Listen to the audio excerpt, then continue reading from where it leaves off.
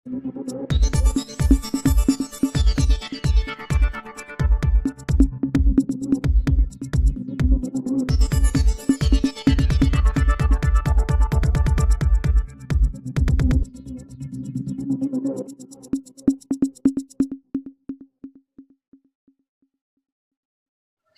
सच में चलेगी गया में मेट्रो ट्रेन? किसने फैलाई इस खबर? क्या है सच इस खबर में? क्या सही में गया की सड़कों में, गया की एरिया में दौड़ेगी मेट्रो सेवा?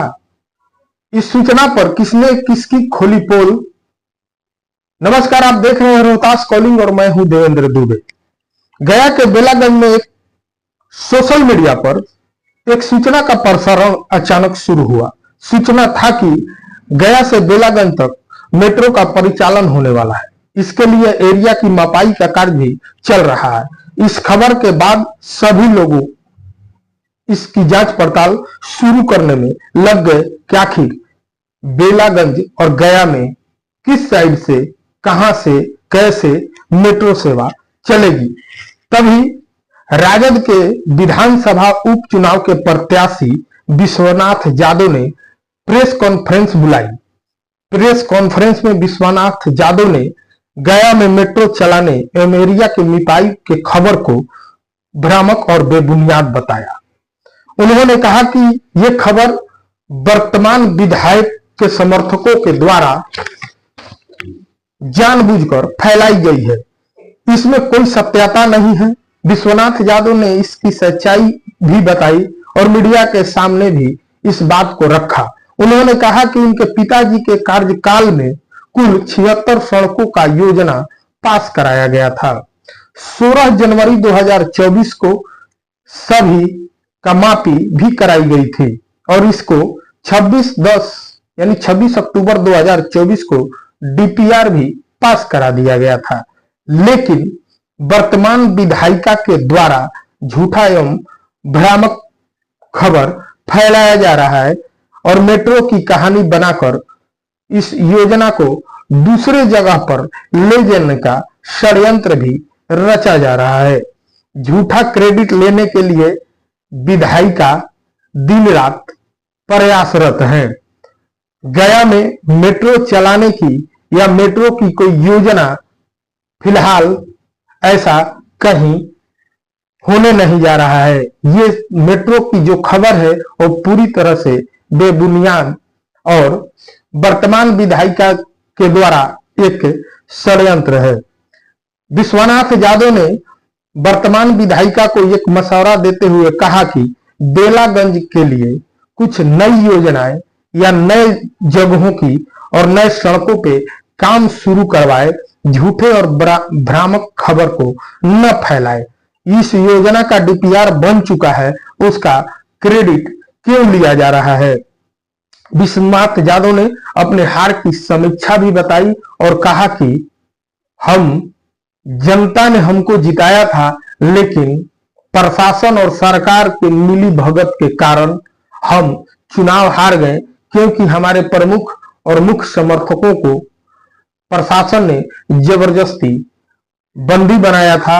उन्हें एक जगह बंद कर दिया गया था, जिससे हमारे जो भी कार्यकर्ता थे उनका मनोबल जो था वो टूट गया था और हमारी वोट पोलिंग कम हो पाई, जिसके कारण हार गए।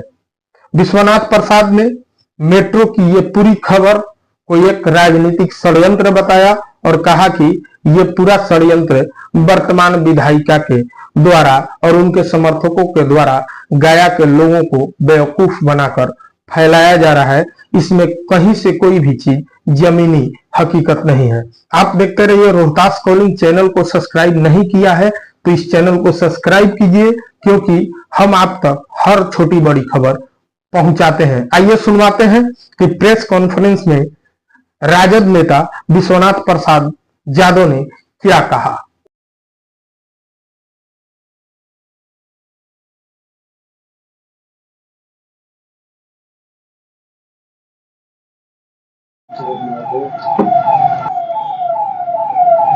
सोशल और प्रिंट मीडिया के माध्यम से जानकारी हुई कि बेला तक मेट्रो स्टेशन ले जाया जा रहा है।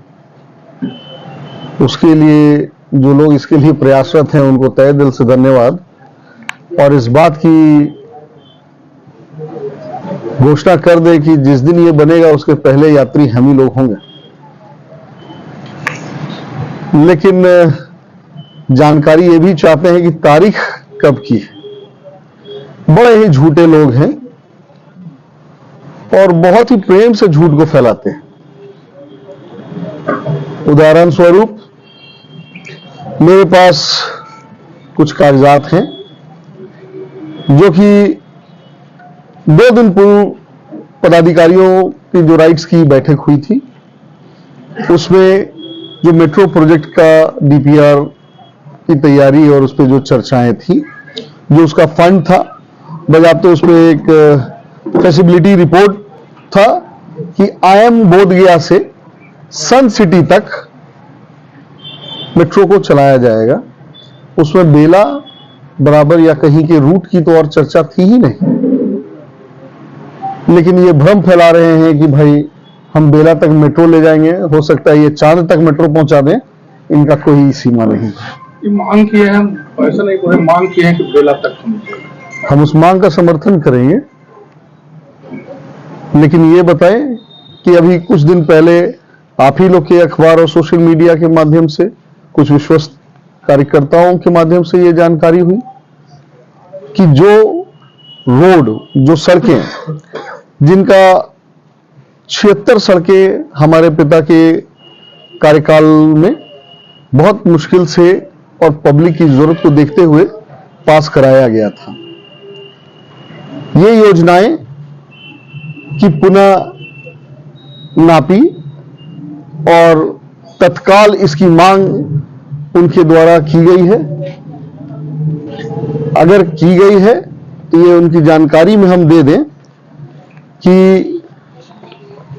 कुल मिला के 76 ऐसे सड़क है जिसको हम लोग हमारे पिता के कार्यकाल में 15/1/2024 और 16/1/2024 16 जनवरी 2024 को ही ये सभी सड़कों की मांग की गई थी, जिसका डीपीआर 26/10/2024 को ही पास हो चुका था।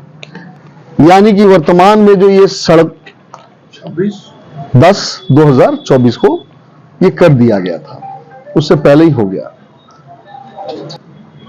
ये उसमें से कुछ सड़कों को वर्तमान स्थिति से हटाकर दूसरी जगह ले जाना चाहते हैं। मेरा उनसे अनुरोध है कि आप के इस कार्यकाल में जो झूठा क्रेडिट लेना हो उसको ले लीजिए, कहीं तकलीफ नहीं है, लेकिन बेलागंज विधानसभा के विकास में कहीं बाधा मत बनिए। उसके विकास के लिए जो नई सड़कें हैं, जहां जरूरत है, अगर जानकारी ना हो तो हमसे पूछ लीजिए। हम बेला के विकास के लिए हमेशा तत्पर रहे हैं और आगे भी हमारा सहयोग उसमें पूर्णता रहेगा। बेलागंज में हार की समीक्षा क्या हारे क्यों? देखिए, ये चुनाव व्यक्ति विशेष सरकार की थी। ये चुनाव व्यक्ति विशेष सरकार की थी और पूरा प्रशासन का तंत्र जो है वो हमें हराने में लगा हुआ था। चुनाव प्रचार अभियान का एक हिस्सा प्रशासन ही